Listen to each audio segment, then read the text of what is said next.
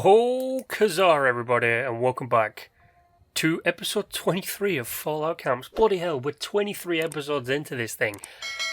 Jesus Christ. And do you know what? I think I've come down to the fact that I really prefer to do these things live instead of doing them pre-recorded.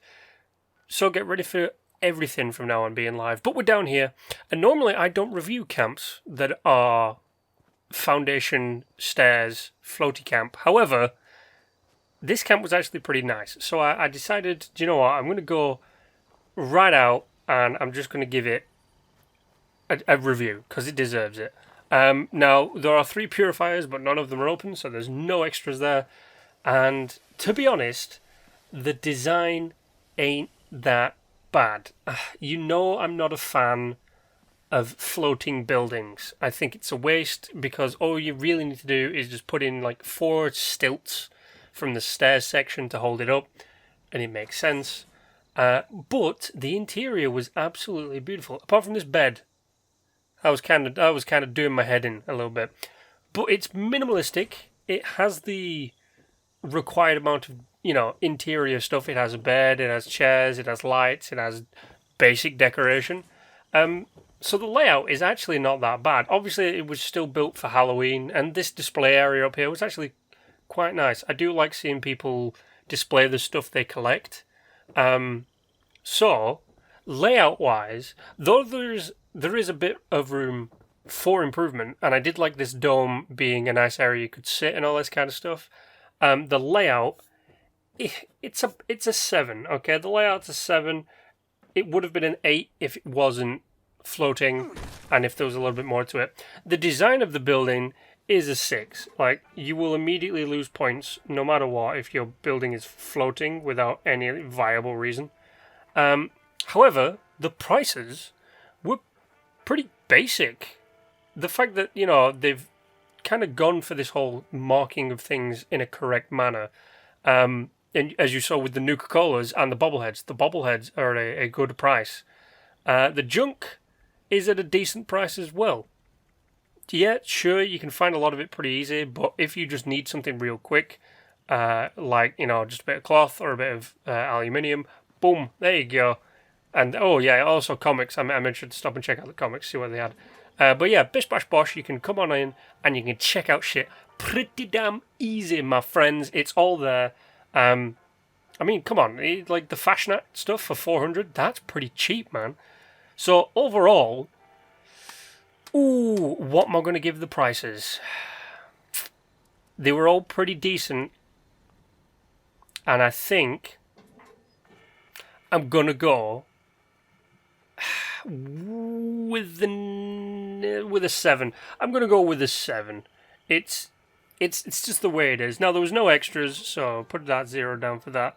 And of course, a 6 and 2 7s, it gives you a firm 7, my friend.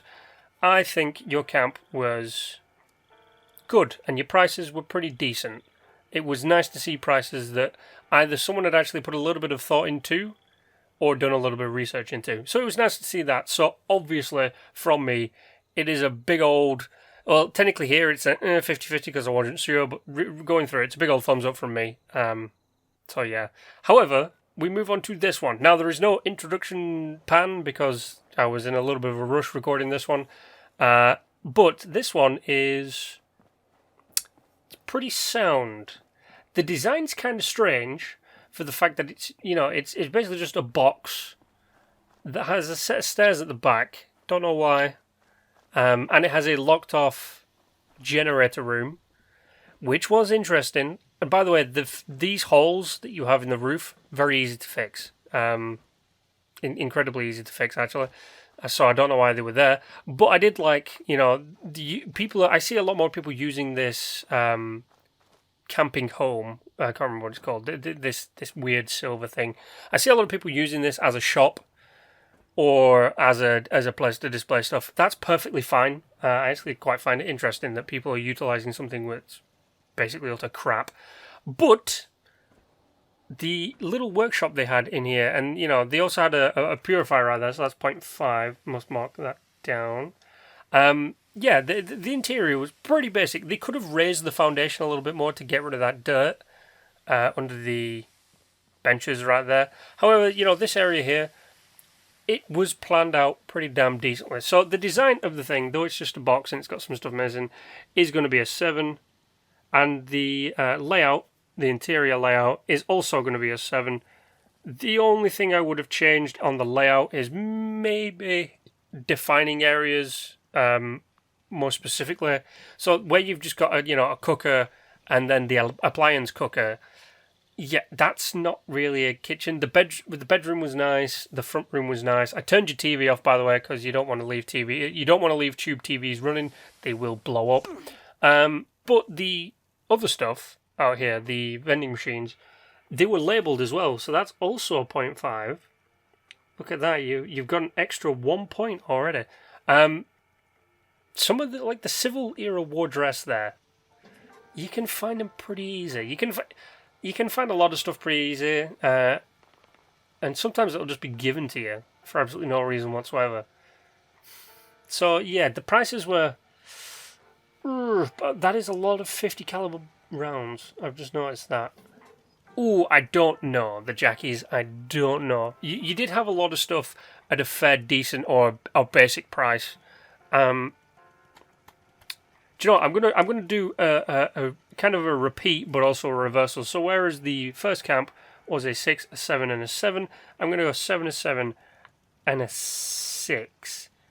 I think the only thing I would have changed is maybe marking down some of the apparel a little bit cheaper, only a little bit, like by 25 caps on some of the stuff. Some of the other stuff, like the legendary armors and stuff, yeah, perfectly fine. Leave them as they are. But like the clown outfit, that's well easy to find. You can find a clown outfit just by walking. So with the 7, a 7, and a 6, plus the 2.5s, that gives you a solid 8, my friend. A solid 8. Now, obviously, that means a thumbs up from me. And this one I did prepare for. This one I kind of knew. However, yeah, it's a nice camp. There's just a little bit of improvement here and there. However, we move on to possibly the only camp in history that will gain more than 10 points. And this is how we're going to do it. So this is this person's camp, which offers free water, okay? Now, someone has actually mentioned to me before that it can go wrong with the fact that people can put down water purifiers. So that's what, 1, 2... Let's do this. 1, 2, 3, 4, 5... 6, 7, I am counting out loud, 8, 9, 10, 11, 12, 13, 14, 15, 16, 17, 18, 19, 20, 21, 22, 23, 24, 25, 26, 27, 28, 29, 30, 31, and 30. There's 31, okay? So there's 31. So if we cut that in half, that is 15.5 points just on extra alone. Fucking hilarious. I love it. It's absolutely beautiful. However, everything else is fucking... Like, the design is basic as shit. And it's messy and it's all over the place. So your design gets a 3. Your layout is just a room full of power generation. So that gets 2. And your prices... are actually pretty decent. Your prices were very nice. There wasn't a lot there. I find it funny that you've just managed to max out the points on 15.5 with water generators. It's fucking beautiful. It brought a tear to my eye when I saw it. Yeah, your prices are pretty decent, so I'm going to give that a 7. Now, with the math that I have, a 3, a 2, and a 7, the 3 and the 2 make a 5, so we'll knock off 2 points from that 7. So that's what? That takes it down to a 5, plus the 15, so that's 20.5 points. You, my friend, with the 20.5 points, are the ultimate winner of Fallout Camps. Congratulations. Round of applause. But that is it. ladies and gentlemen. Now remember, I will come by and check out your camps. I do have a list, don't worry. And if you want to submit them to me, Twitter. You can submit them to me on Twitter, right here. But, apart from having the funniest fucking camp scoring system in the world, you know the drill, ladies and gentlemen. Like, share, and subscribe. And until the next time, do it. That's right. Stay awesome.